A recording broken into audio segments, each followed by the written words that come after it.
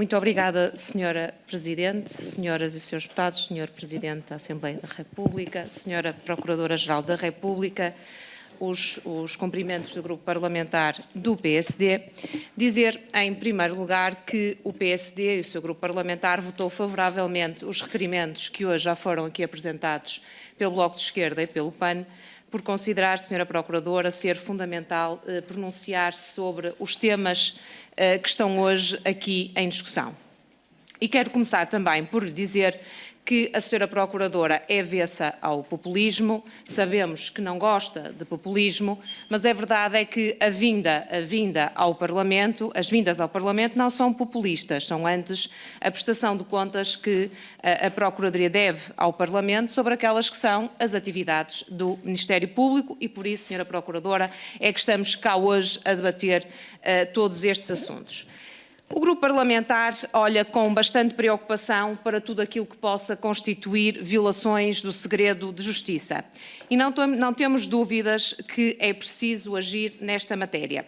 A democracia portuguesa conhece há muitos anos o problema e o debate sobre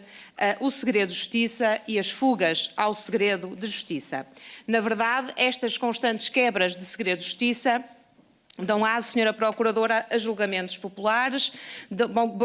acabam por boicotar a própria investigação e atropelam até de forma grosseira aqueles que são os mais elementares direitos dos cidadãos. É necessária, claramente, e creio que todos somos dessa opinião, uma reflexão alargada sobre aqueles que são os recursos aos chamados meios ocultos de investigação, como são as escutas telefónicas. Aliás, o próprio Governo de Portugal já anunciou que pretende fazer uma reflexão alargada e, desejavelmente, regular o recurso a estes meios ocultos de investigação, não podendo existir utilizações indevidas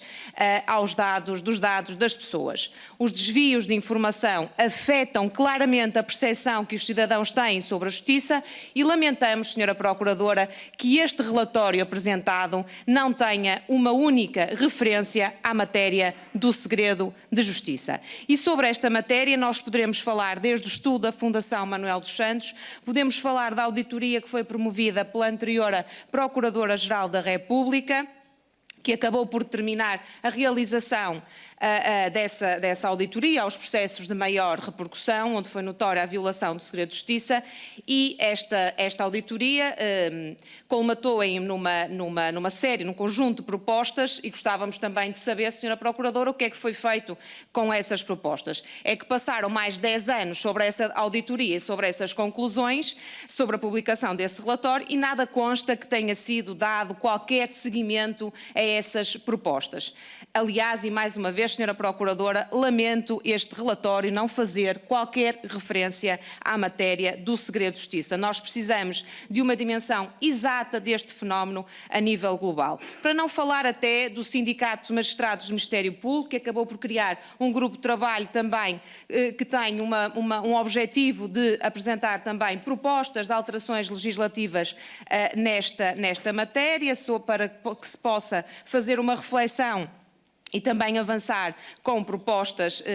que travem a violação do segredo de justiça. E aquilo que lhe pergunto é, Senhora Procuradora, que trabalho foi feito a este nível para dar continuidade a tudo aquilo que já foi dito, toda a reflexão que já foi feita, todas as propostas que foram apresentadas perante um diagnóstico que para nós é subajamente conhecido e de veras preocupante. E uma pergunta em concreto sobre esta matéria. Quanto às escutas telefónicas, Senhora Procuradora, como é possível que tenhamos cidadãos a ser alvo de escutas telefónicas durante cerca de 4 anos, quando a lei apenas permite que o Ministério Público as requeira e estas se venham a verificar durante a fase de inquérito, desde que se verifiquem os requisitos da sua admissibilidade e pelo prazo máximo de 3 meses, renováveis por períodos sujeitos ao mesmo limite?